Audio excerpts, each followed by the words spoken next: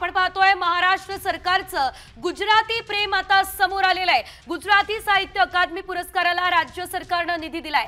गुजराती साहित्य पुरस्कारासाठी 7,70,000 रुपयांची तरतूद करण्यात आलेली आहे। तर राज्य सरकारच्या गुजरात प्रेमाचा शासनादेश सुद्धा आता जारी झालेला आहे। आपण पाहतोय अतिशय मोठी बातमी म्हणावी लागणार आहे। गुजराती साहित्य अकादमी पुरस्काराला महाराष्ट्र शासन निधी देणार असल्याचं आता बघायला मिळतंय। कॉमस्कोर नुसार आता isakal.com आहे देशातील नंबर 1 ची मराठी न्यूज वेबसाईट। प्रत्येक अपडेटसाठी isakal.com ला नक्की भेट द्या।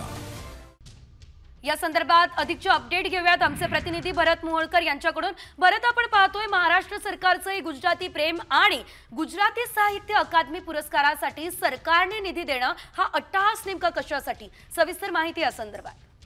सजल, आपण जर पाहिलं तर ज्या पद्धतीने महाराष्ट्र सरकारचा जो सर्वोच्च पुरस्कार आहे यशवंतराव चव्हाण साहित्य वाङ्मय पुरस्कार, या पुरस्कारासाठी सुद्धा महाराष्ट्र सरकार 1 लाख रुपयाचा निधी देतं। मात्र जर आपण या पुरस्काराची रक्कम 1 लाख रुपये इतकी आहे। मात्र जर आपण पाहिलं तर गुजरात साहित्य अकादमीचा हा जो पुरस्कार आहे या पुरस्कारासाठी मात्र महाराष्ट्र राज्य सरकारने 7,70,000 रुपयांची जो निधीची तरतूद केल्याची आपल्याला पाहायला मिळते। आणि त्यामुळे एकंदरीत महाराष्ट्र सरकारचं गुजरात प्रेम समोर आल्याचं सुद्धा आपल्याला त्याची सुद्धा एक नवी चर्चा रंगली आहे। महाराष्ट्र सरकारने या संदर्भात शासनादेश जारी केलेला आहे।